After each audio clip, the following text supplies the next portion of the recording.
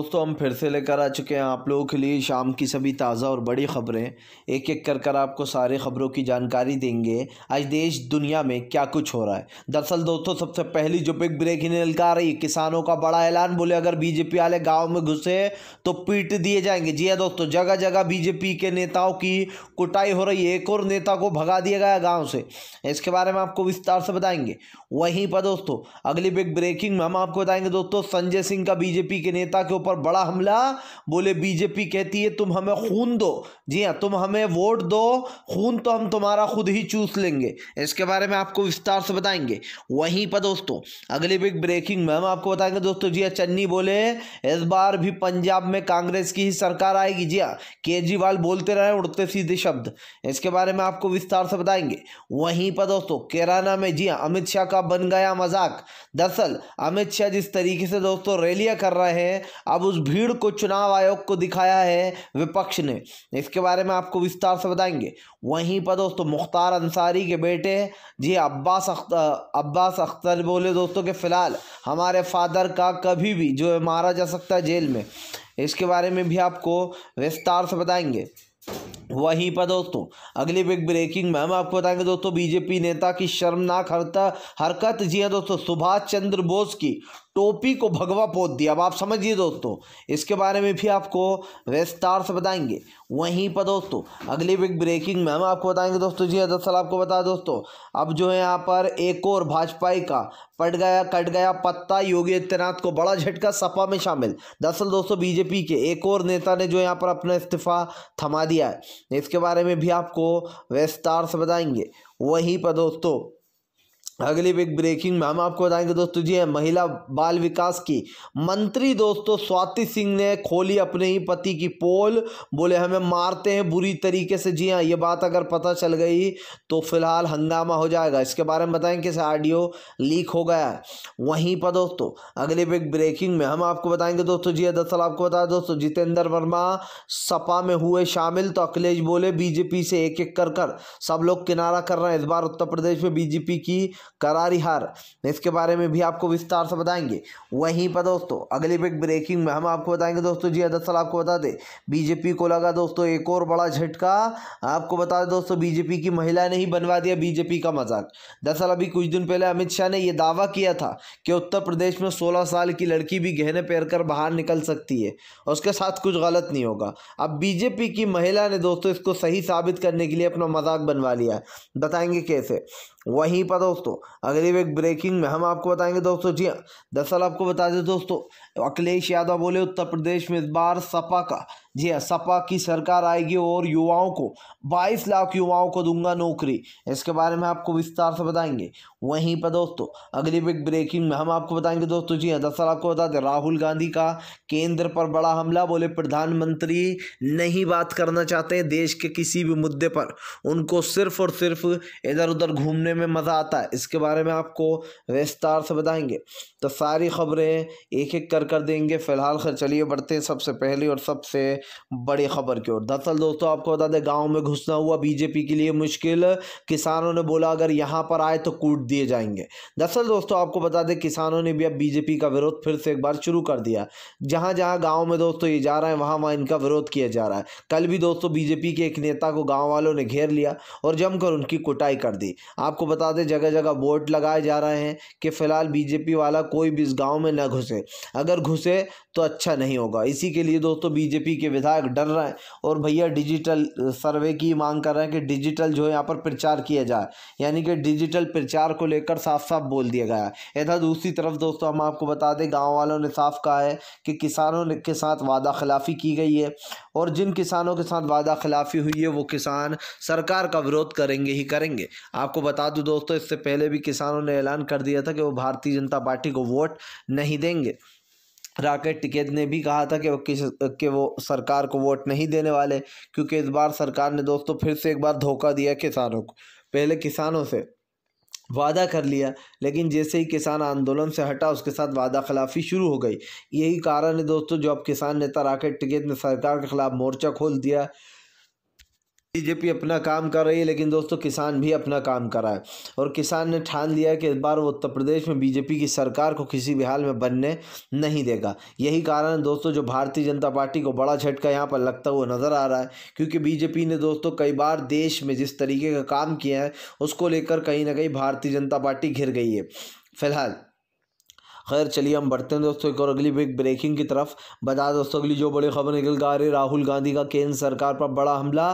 बोले प्रधानमंत्री देश के मुद्दों पर बात क्यों नहीं करते, क्यों वो नहीं बताते कि चीन हमारी सीमाओं में घुसते चले जा रहा है, और प्रधानमंत्री इस चीन को जवाब देने में भी डरते। राहुल गांधी ने कहा कि चीन का मुद्दा इस वक्त सबसे बड़ा मुद्दा, देश की सुरक्षा पर सबसे बड़ा खतरा मंडरा रहा है, लेकिन प्रधानमंत्री चीन को जवाब देने में डरते। जब चीन के साथ बिजनेस करेंगे तो ये तो होगा ही। राहुल ने कहा कि फिलहाल जब हमारी सरकार थी तो हम लड़कर हारे थे, लेकिन अब तो ये सरकार चुपचाप बैठी रहती है। इस सरकार में इतना भी दम नहीं कि ये चीन के मुद्दे पर बोल दे। राहुल गांधी ने कहा कि मुद्दा चीन का हो या महंगाई का, प्रधानमंत्री किसी भी देश के मुद्दे पर बात करने के मूड में नहीं होते। इन्होंने आज तक एक भी लाइव कॉन्फ्रेंस नहीं की है, शायद इसीलिए प्रधानमंत्री लाइव कॉन्फ्रेंस नहीं करते क्योंकि उनके पास जनता के सवालों के जवाब नहीं है। राहुल ने कहा कि जो इंसान डरता है वो देश का प्रधानमंत्री नहीं हो सकता। राहुल गांधी ने कहा कि अगर मैं देश का प्रधानमंत्री होता तो मैं खुलकर खुले दिल से लोगों के सवालों के जवाब देता, मैं मीडिया के सामने आता, बोलता मीडिया से क्या पूछना है पूछो। लेकिन हमारे देश के प्रधानमंत्री को सत्ता में आए हुए दोस्तों 8 साल हो चुके हैं। इन 8 सालों में न एक भी इंटरव्यू दिया मोदी सरकार ने, न एक भी लाइव कॉन्फ्रेंस की, न जनता के सवालों का जवाब दिया। इसका मतलब आप समझिए कि मोदी सरकार सवालों के जवाब देने से डरते हैं, क्योंकि देंगे भी क्या दोस्तों, कुछ सवाल ऐसे होते हैं जिनके जवाब ही नहीं होते हैं।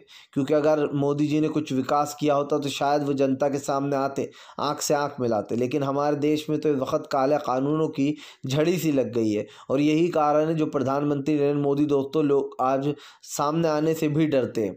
तो ये बात को झुटलाया नहीं जा सकता कि देश में किस तरीके का सांप्रदायिकता वाला माहौल बनाया गया है फिलहाल। खैर चलिए हम बढ़ते हैं दोस्तों एक और अगली बिग ब्रेकिंग की तरफ। बता दोस्तों अगली जो बड़ी खबर निकल कर आ रही, भाजपा में दोस्तों लग गई इस्तीफों की झड़ी। एक के बाद एक दोस्तों बीजेपी के बड़े नेता दे रहे हैं इस्तीफा। जी हाँ, दरअसल दोस्तों आपको बता दें अब जो यहाँ पर बीजेपी को एक और बड़ा झटका लग गया है। जी हाँ, दरअसल दोस्तों आपको बता दें अब बीजेपी का जो है यहाँ पर एक और बड़ा झटका लग गया है, क्योंकि बीजेपी के एक विधायक ने दोस्तों पार्टी को अलविदा कह दिया है। दोस्तों आपको बता दें इससे पहले भी जो है यहाँ पर कई बार जो है यहाँ पर कई लोगों ने पार्टी को छोड़ा है, लेकिन अब आपको बता दें दोस्तों 3 बार के सांसद जितेंद्र वर्मा जो हैं उन्होंने भी दोस्तों अब जो है अपना इस्तीफ़ा दे दिया और सपा का दामन थाम लिया है। जितेंद्र वर्मा आपको बता दें दोस्तों आगरा के सांसद हैं और दोस्तों उन्होंने अब जो है बीजेपी से किनारा कर लिया। यही कारण है दोस्तों जो जगह जगह जो है यहाँ पर बीजेपी को बड़ा झटका लग रहा है, क्योंकि यहाँ पर साफ दिखाई दे रहा है दोस्तों कि फिलहाल एक एक कर लोग बीजेपी को छोड़ रहे हैं और जो है यहाँ पर सपा में शामिल हो रहा है। अब दोस्तों नया नाम जितेंद्र वर्मा का सामने आया है। जितेंद्र वर्मा ने अपना इस्तीफा देते हुए जो है यहाँ पर बीजेपी को ठेंगा दिखा दिया। ठेंगा दिखाने के साथ साथ वो जाकर सपा में शामिल हो गए। यही कारण है दोस्तों जो उत्तर प्रदेश में बीजेपी की हालत लगातार बद से बदतर होती चली जा रही है। बीजेपी दोस्तों ये कभी नहीं चाहेगी कि उत्तर प्रदेश में उसके हाल इस तरीके के हो जाए, बदहाल हो जाए।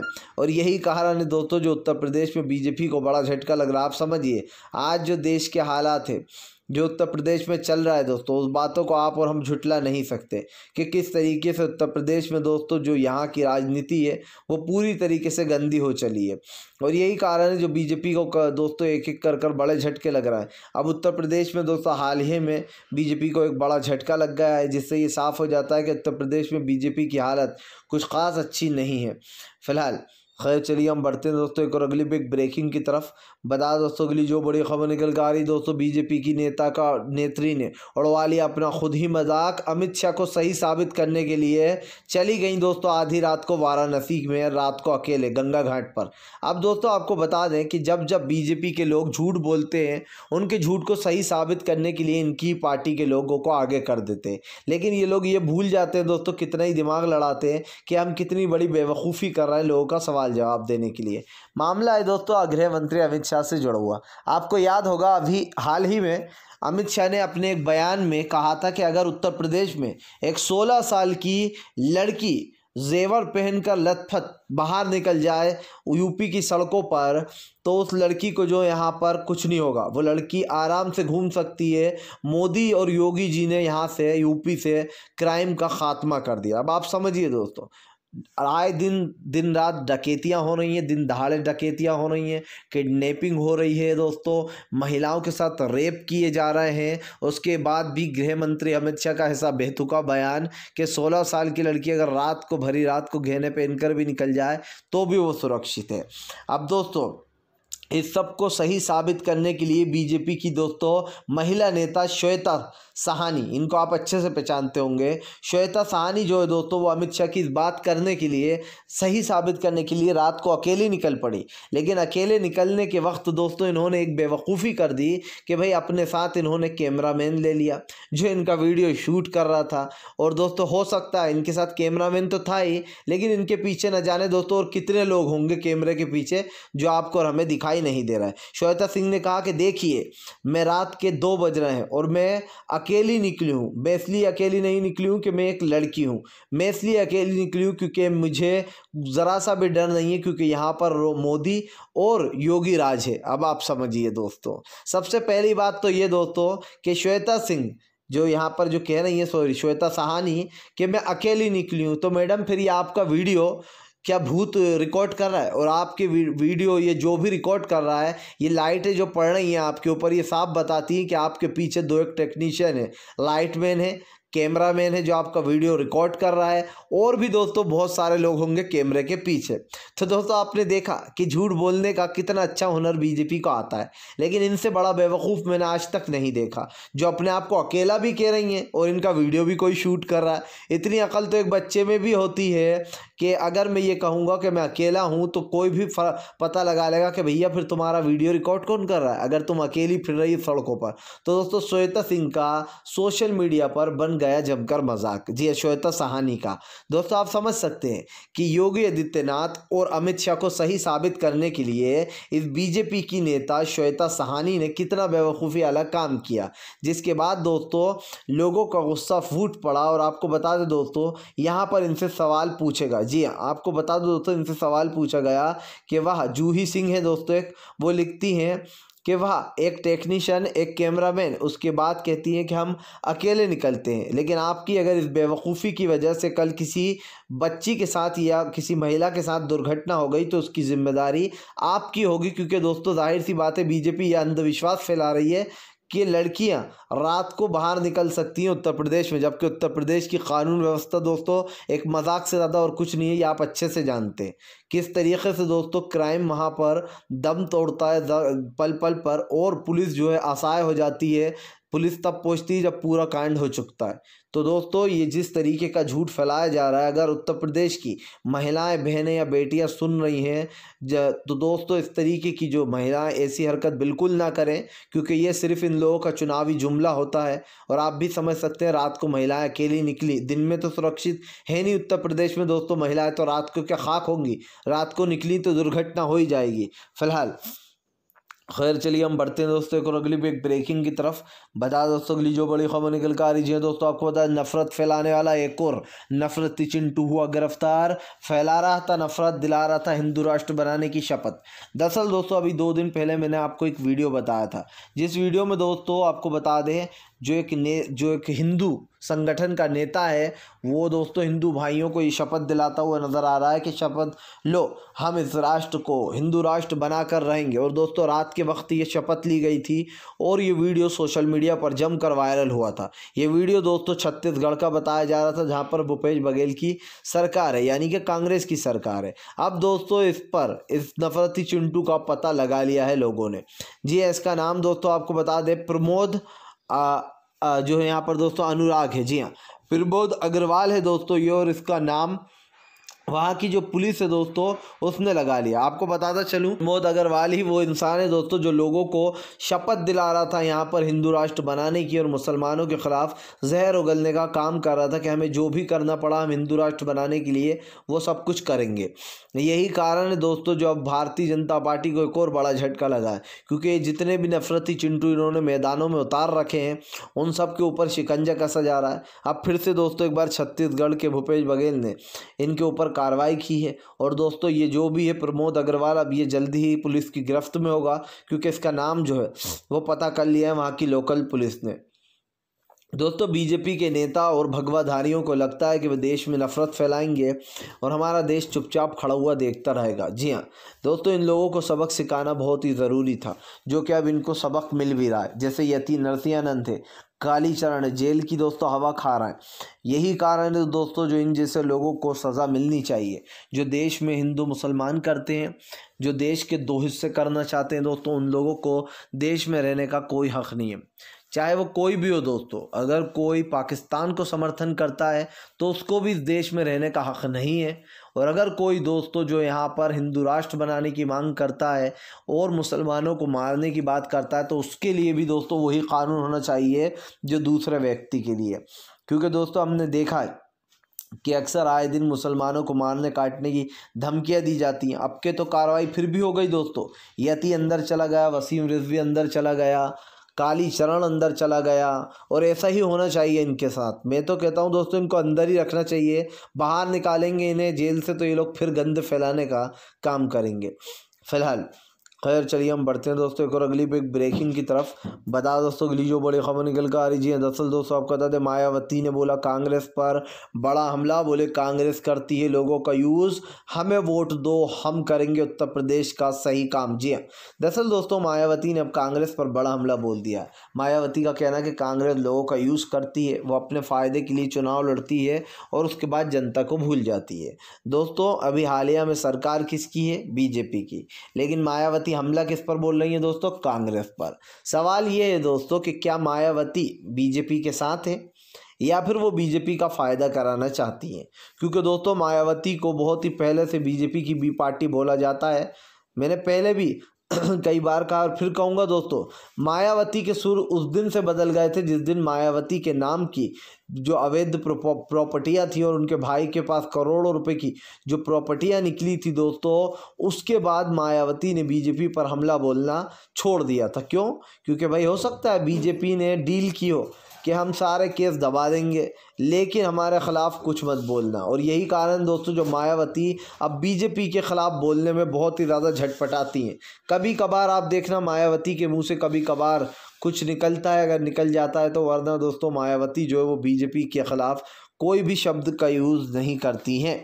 यही कारण है दोस्तों जो लगातार देश में इस तरीके का एक माहौल बनाया जा रहा है, प्रोपेगेंडा रचा जा रहा है। लेकिन सवाल वही कि क्या प्रधानमंत्री नरेंद्र मोदी के राज में अभी भी सब कुछ ठीक है, अभी भी सब कुछ सही चल रहा है? नहीं चल रहा है। फिलहाल खैर चलिए हम बढ़ते हैं दोस्तों एक और अगली बिग ब्रेकिंग की तरफ। बता दोस्तों मुख्तार जी हाँ अंसारी के बेटे दोस्तों अब्बास अंसारी ने जताई नाराज़गी। बोले हमारे पिताजी का खून, जी हाँ हमारे पिताजी की हत्या हो सकती है जेल में। दरअसल दोस्तों मुख्तार अंसारी के बेटे ने जो यहाँ पर आपत्ति जताते हुए, चिंता जताते हुए कहा कि उनके फादर की जान खतरे में, उनके फादर की जान कभी भी जेल में ली जा सकती है योगी आदित्यनाथ द्वारा। आपको बताता चलूँ दोस्तों मुख्तार अंसारी काफ़ी लंबे समय से जेल में बंद है, उनके ऊपर कई दोस्तों मुकदमे दर्ज हैं वसूली के। और यही कारण है कि जो है मुख्तार अंसारी को योगी आदित्यनाथ ने एक तरीके टॉर्चर करने का काम किया। आप देखिए आज़म खान, उनको टॉर्चर किया जा रहा है, उनके ऊपर मुर्गी बकरी न जाने कौन कौन से मुकदमे ठोक दिए गए हैं। और सवाल तो वही है ना दोस्तों कि सवाल यही है कि सरकारें इस वक्त जो कर रही हैं वो बदले की भावना से कर रही हैं। वरना आप समझिए आज जितने भी लोग उत्तर प्रदेश में ज़्यादातर बने दोस्तों बदले की भावना से ही हैं। अगर यही काम मुलायम सिंह ने किया होता, अगर यही काम अखिलेश ने किया होता तो दोस्तों अभी योगी आदित्यनाथ बाहर सड़ होते जेल में। जी हाँ, लेकिन उन लोगों ने बदले की कार्रवाई नहीं की और यही कारण है दोस्तों जो अब मामला बिगड़ गया उत्तर प्रदेश का। फिलहाल खैर चलिए हम बढ़ते हैं दोस्तों एक और अगली एक ब्रेकिंग की तरफ। बता दोस्तों अगली जो बड़ी खबर निकल कर आ रही है दोस्तों, आपको बता दें अखिलेश यादव के बाद असदुद्दीन ओवैसी ने बोला सपा पर बड़ा हमला। बोले फिलहाल वोट कटवा तो वो लोग बोलते हैं जो हमसे डरते हैं। जी हाँ, दरअसल दोस्तों आपको बता दें असदुद्दीन ओवैसी का कहना है कि जो लोग हमसे डरते हैं वो हमें वोट कटवा बोलते हैं। दरअसल उन लोग को ये लगता है कि ये हमारे वोट ले जाएंगे ओवैसी साहब, और फिर उसके बाद मुसलमान इनको वोट नहीं देंगे तो इनका क्या होगा। आपको बता दें 50 साल से ये लोग मुसलमानों के वोटों का दुरुपयोग कर रहे हैं, ना मुसलमान के हक़ में फ़ैसला लेते हैं, ना ही उनके लिए कोई बड़ा जो है यहाँ पर कुछ करते। और यही कारण दोस्तों जो ओवैसी इस तरीके के बयान दे रहा है। लेकिन दोस्तों ओवैसी साहब ये समझ लें कि अब की बार जनता एकजुट होकर वोट देगी, ये नहीं चलेगा हिंदू मुसलमान। फिलहाल दोस्तों अगर आपको वीडियो अच्छा लगे तो इसको लाइक करें, चैनल पर पहली बार आएँ तो सब्सक्राइब करें, पास में एक घंटी आएगी उसको भी दबा दें ताकि हमारे हर वीडियो की जो अपडेट है दोस्तों वो आपको मिल पाए और आप लोग सच्ची खबरों से जुड़े रहें।